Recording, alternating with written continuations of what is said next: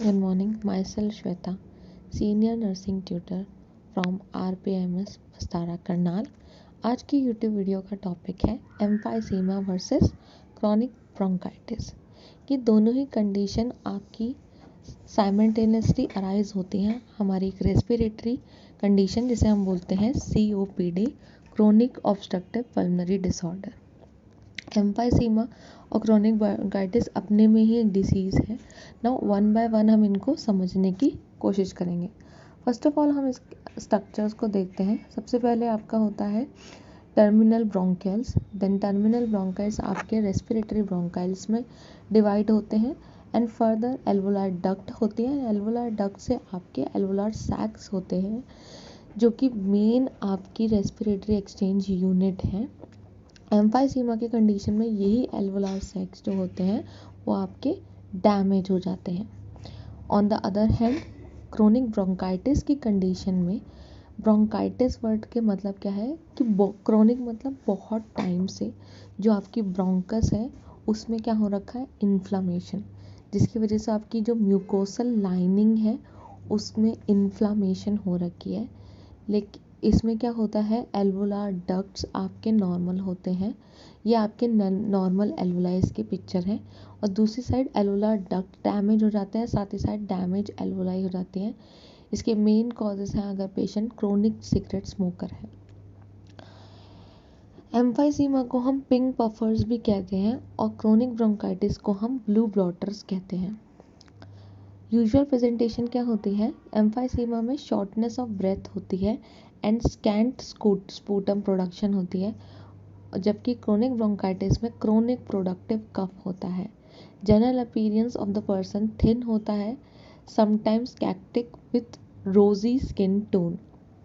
रोजी skin tone का reason क्या है कि बॉडी कंपनसेट करने की कोशिश करती है, इसमें क्या होता है, बॉडी एक्सेसिव आरबीसीज प्रोडक्शन करते हैं जिसकी कंडीशन होती है पॉलीसाइथीमिया, जिसकी वजह से पेशेंट्स कैसे दिखते हैं आपको, पिंक कलर के, पिंक पफर।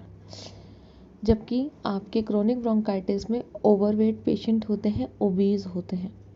एडवेंटेशियस साउंड्स आपकी एम्फाइसीमा में बहुत लेस कॉमन होती है, जबकि क्रोनिक ब्रोंकाइटिस में आपको रॉन्ची और वीजेस जैसे साउंड सुनाई देंगे। वीजिंग एक साउंड होती है जब आपके रेस्पिरेटरी ट्रैक्ट में फ्लूइड प्रेजेंट है। स्पूटम कैसा होता है, एम्फाइसीमा में स्कैंटी म्यूकॉइड इवेपोरेटेड मिल्क जैसा स्पूटम होता है और क्रोनिक ब्रोंकाइटिस में कोपियस पिरुलेंट कंडेंस मिल्क जैसा आपका स्पूटम होता है, क्योंकि क्रोनिक ब्रोंकाइटिस कहीं ना कहीं बैक्टीरियल इन्फेक्शन की वजह से होता है। कफ की बात करें तो एम्फाइसीमा में कफ आपका डिस्निया होता है बिफोर कफ्स, लेस प्रोमिनेंट है, मतलब पेशेंट को शॉर्ट रेस्पिरेटरी डिफ़िकल्टीज होंगी कफ से पहले, जबकि क्रोनिक ब्रोंकाइटिस में पेशेंट को कफ होता है बिफोर डिस्निया। क्रोनिक ब्रोंकाइटिस वाले पेशेंट्स को ब्लू वाटर्स इसलिए भी कहते हैं क्योंकि इन पेशेंट्स में इतना ज़्यादा रेस्पिरेटरी कंजेशन हो जाता है जिसकी वजह से पेशेंट साइनोस्ड दिखने लगता है, दैट्स वाई। अगर हम कॉर पल्मोनाई की बात करें एक्स्ट्रा, अगर आपके रेस्पिरेटरी हार्ट कंडीशंस को इन्वॉल्व करें तो ये रेयर होता है एम्फाइसीमा के लिए, लेकिन लेट स्टेजेस में जाके हो सकता है कि आपके हार्ट को भी इन्वॉल्व करे।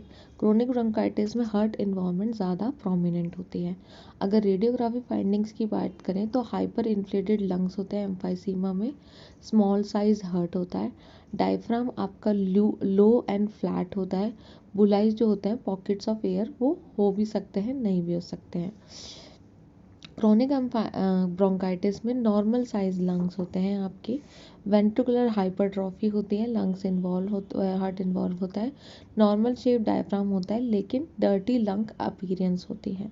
अदर फाइंडिंग में एम्फाइसीमा में बैरल चेस्ट कॉमन सिम्टम है जो कि COPD में भी कॉमनली दिखता है और पेशेंट यूज़ करता है एक्सेसरी मसल्स को फॉर रेस्पिरेशन।